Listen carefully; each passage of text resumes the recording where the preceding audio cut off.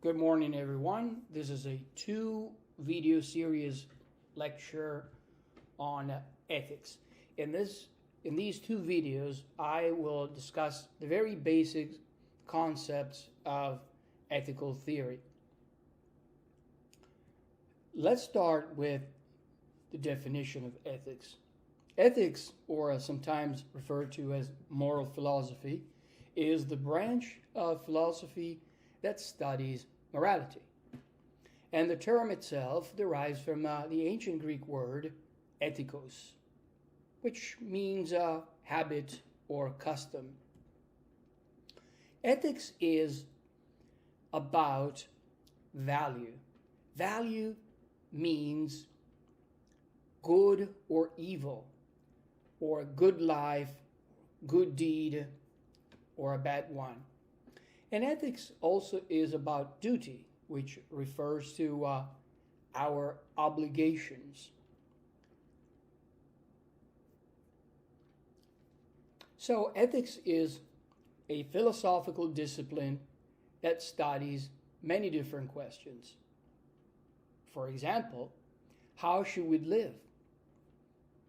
Should we aim at happiness or knowledge or virtue? Is it right to be dishonest in a good cause? And what is a good cause? Can we justify living in opulence while elsewhere people are starving? Is it wrong to clone a human being? And what are our obligations, if we have any, to future generations of humans and perhaps even animals? So these are the type of questions that ethics studies and more. A couple of things to keep separated. First of all, when we talk about right and wrong, we talk about morality and the things that ethics studies. We should keep separated legality and morality. It should be obvious that moral questions are distinct from legal questions. Obviously, legal questions and moral questions are often related and intertwined. However, to give you a few examples, think about child labor. Child labor is immoral, at least I hope everybody thinks so, whether or not it might be a legal practice. Slavery as well. Even if slavery were legal in some part of the world, it would still be an immoral practice. Tobacco is legal. But is it moral? It's a different question. Adultery. People are not arrested if they commit adultery. But so the question is whether it is a moral practice. Or being selfish, right? Being selfish is not something that is punished by the law.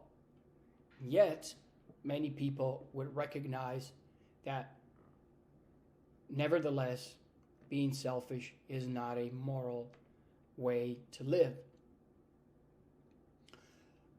Other two things to keep separated are convenience and moral reasons. When defending slavery, for example, in the past, even scholars used to cite the fact that if it is abolished, it would be very detrimental for the economy. So those who benefited from slavery, for example, traders, plantation owners, found it very convenient. However, the bottom line is that convenience does not tell you what is morally right. Also, moral judgments and personal preferences, this should be obvious as well. Some people like classical music, other people like country music. and those are personal tastes. But when it comes to morality, we don't treat morality as a matter of personal taste. Right means right, wrong means wrong. Right and wrong do not mean what I like or what I prefer. And it goes hand in hand, the irrelevance of statistics. In other words, it doesn't matter how many people think or believe that X is right or wrong, because we cannot judge the morality, the rightness or wrongness of an act just simply by looking at how many people think so. Other two concepts to keep separated are description versus prescription. Description of nature, or a situation or a state of affairs, does not come with built-in moral value or imperatives. So it is wrong to move from a fact to a value. Let me give you a few examples. Some people argue human beings can digest meat. This is a biological fact, a fact of nature. Therefore, they move to a moral conclusion that it is right to do it. But this is an unwarranted move. Just because human beings can digest meat, it doesn't follow that they ought to be eating meat. Another example. Suppose that men are by nature promiscuous. Some evolutionary biologists might say so, right? Still, it doesn't follow that it is morally good or desirable to do it. In another example, humans are belligerent by nature. Probably many people will agree with this statement. However, once again, it doesn't follow from the fact that human beings are by nature belligerent that war is right or condoned. Now let me speak about ethics and its areas, various areas of concern. Moral philosophers agree that there are 4 distinct areas in ethics: value theory, normative ethics, meta-ethics, and applied ethics. Value theory concerns what is good in and of itself. What makes life good? Is it happiness? Is it getting exactly what you want? Is it one thing or many? Is it virtue? Normative ethics is the area concerned with moral theories, namely determining the principle or principles of right action. Just like science has many theories, normative ethics is the branch of ethics that develops moral theories. Typically, there are two approaches to ethical theory. One is deontological, which means that it's an approach according to which there are certain rules, universal rules typically, that human beings have to follow.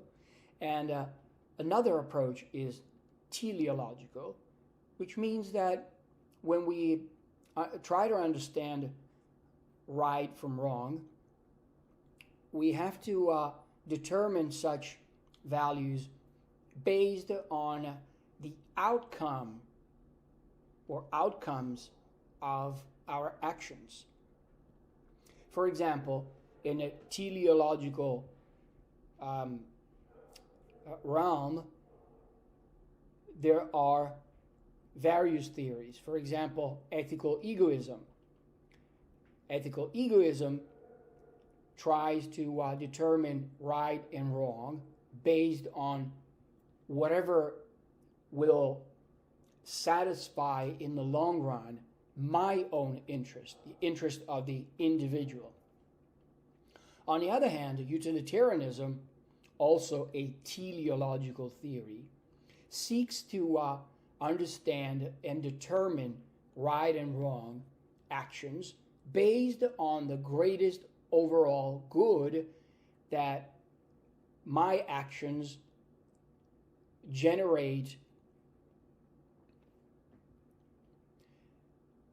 On the other hand, there are deontological theories. Typically, deontological theories do not focus on the consequences of my action. So, in a teleological theory might say, for example, something is right if and only if, given the consequences of my actions, I am able to produce a lot of good or a lot of well-being for a large number of people. Deontological theories, on the other hand, do not focus on the consequences or on the amount of good or evil that an action is capable of bringing about. Rather, deontology focuses on certain universal rules that people ought to respect.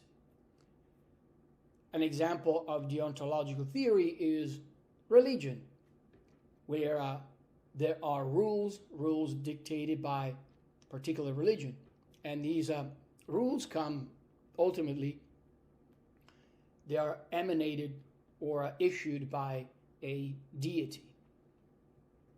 Now, I cheated a little bit because I said that there are typically two approaches, teleological and deontological. But as a matter of fact, there is another alternative approach.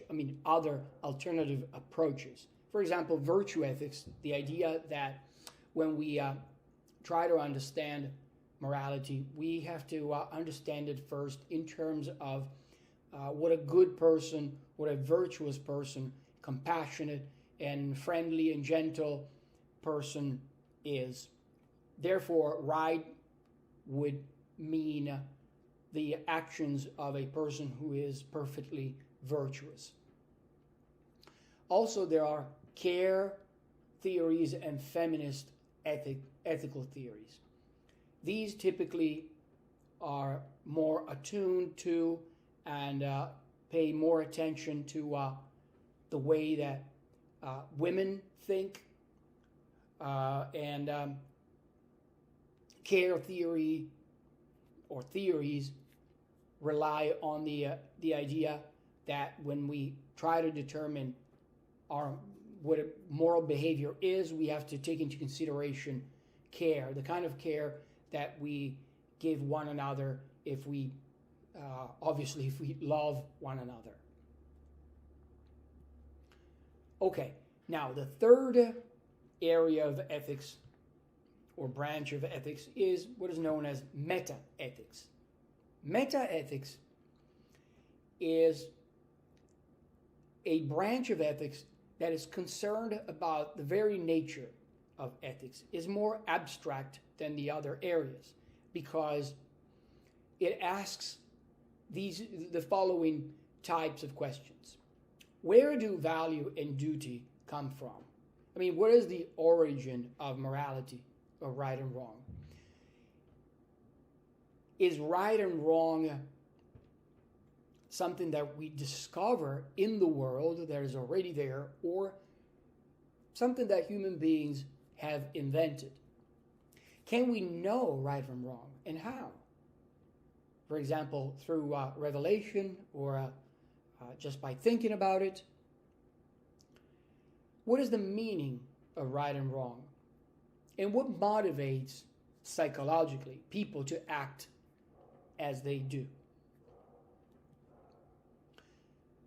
In meta-ethics, there are typically two approaches.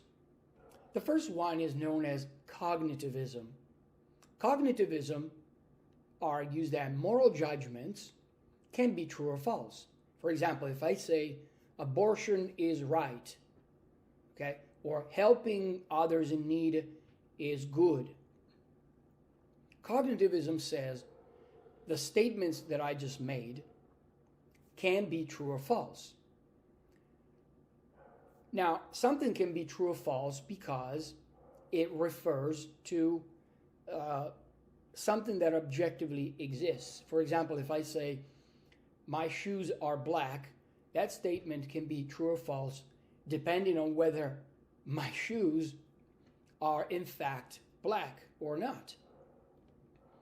Cognitivists divide into two camps. There are realists. Realism takes the view that moral properties exist. So in other words, realists believe that right and wrong are based on certain objective properties of the world, the universe, that really exist. Now, realists then subdivide into two camps in their turn. Those who believe that these moral properties are natural, and these people would be called naturalists, and those who believe that the moral properties that make things right or wrong are not natural, and these would be non-naturalists. On the other hand, there are cognitivists. Remember, cognitivism means that moral statements can be true or false, but they believe that moral properties do not exist. These would be anti-realists. And consequently, because moral judgments can be true or false, but moral properties do not exist, so they have nothing objective outside the statements to refer to, then anti-realists typically are subjectivists, people who believe that morality is invented and used by people, but it doesn't refer to anything above and beyond people's characterizations.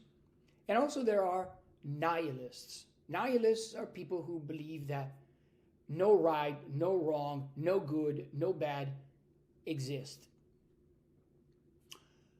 The other type of approach to meta-ethical approach is what is known as non-cognitivism.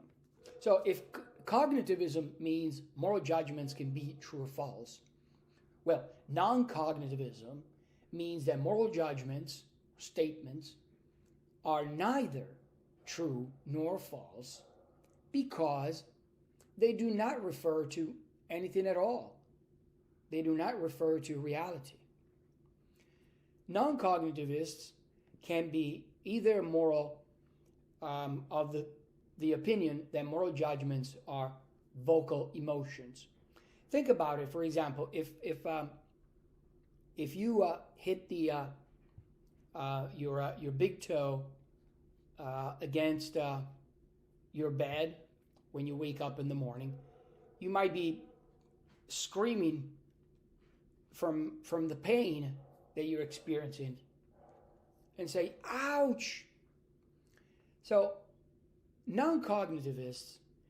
some non-cognitivists believe that when you say something about morality, for example, abortion is wrong, that statement is literally equivalent to yelling, crying out, ouch. And that crying out, the ouch or the yummy or any other sound that you make to express your emotions clearly can neither be true nor false. And there are also non-cognitivists who believe that moral judgments are not just moral sounds, emotional sounds, vocal emotions, vocalized emotions. But they believe that moral judgments, when we make moral judgments, we are in effect making moral prescriptions. Just like a doctor says, you should take this vitamin or this pill if you want to feel better. And these types of non-cognitivists believe that moral judgments are just prescriptions. They are given by people in order to persuade others to follow that particular view. Okay, so now we arrive at the fourth branch or area of ethics, which is applied ethics. This is the most striking development in the study of ethics since it started in the mid-60s. And applied ethics is really the practice of applying ethical theories in order to resolve very specific ethical issues. For example, should we ban steroids in sports? Or what should we do in the medical field? The consent of patients, death, say euthanasia, and so on, particular cases. Great. So with this, we end part 1 of this lecture. And I'll see you back for part 2. Thank you.